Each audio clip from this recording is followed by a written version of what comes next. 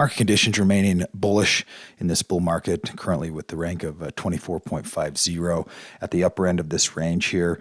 And we've seen momentum pull back from extreme ranges back into this bullish zone.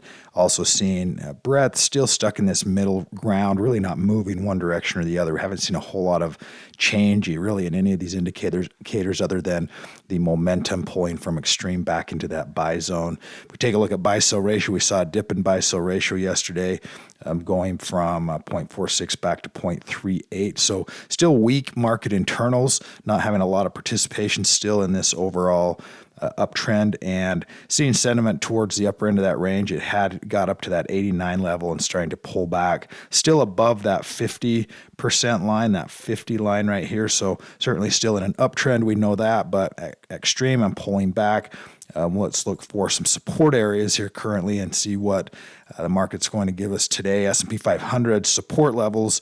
We talked about this one currently that we're attempting to hold up at right around that 543 level on SPY, and also looking at that potential, that next gap and support areas right here around that 540, 537 range if we do continue to pull back. We're sitting now nicely inside this nice bullish trend profile on S&P 500, and not seeing a lot of fear-based selling, not seeing a lot of aggressive buying, just kind of stuck in the upper end of this range. We did see a little bit more weakness in sectors yesterday where we had seen some strength, and now we're seeing a couple of these move back into that downtrend. Basic materials and utilities slipping back into that downtrend, and consumer service, healthcare, technology still leading the way. Commodities, USO, oil still continuing to work on that overall uptrend, finding some resistance right now at that $79 level, but watching for any kind of a pullback. Support is going to be right around that $77,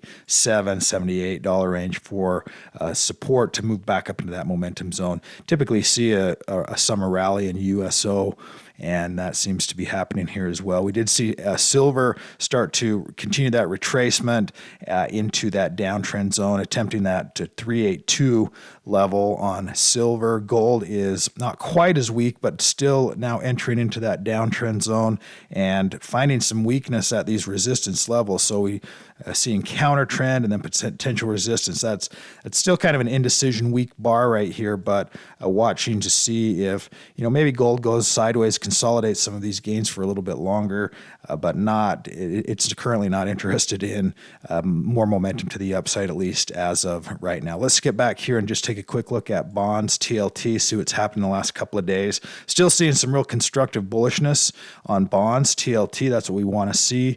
That means that the bond market is anticipating, or at least contemplating lower interest rates at some point. We'll see if that ever happens. SHY, which is the shorter term bonds, also continuing to see strength. Muscle Stocks Group, the new buy list, interesting names as always. We're seeing MMYT, which is Make My Trip, having a nice confirmation bar back in the momentum zone, or has been in the momentum zone, just now getting confirmation buy back into the buy zone with increased volume. Nice looking chart pattern there.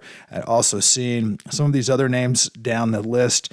HIMS, HIMS, which has been a really strong mover, pulling back, finding support off that 236 level. A little bit of confirmation there as well. And anything of note here in addition to that, just some nice patterns. Continue to see these. We're seeing medical and biotech snapping in.